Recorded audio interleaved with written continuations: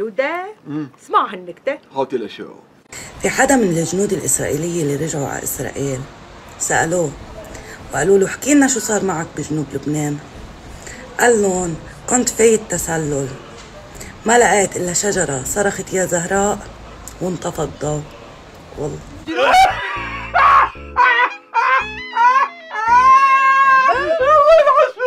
موتيني ضحك ولك شو هالنكتة. أما خلصت. ما خلصت. في حدا من الجنود الإسرائيلية اللي رجعوا على إسرائيل سألوه وقالوا له احكي لنا شو صار معك بجنوب لبنان.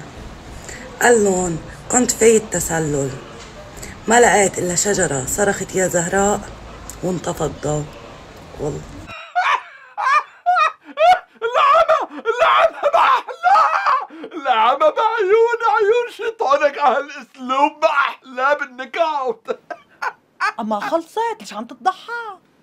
سؤال لأهل السنة، انتوا بتعرفوا أو بتنكروا أنه الإمام المهدي هو من سلالة الإمام علي، هو الإمام الثاني عشر عند الشيعة، اسمه محمد ابن الحسن العسكري، لقبه المهدي.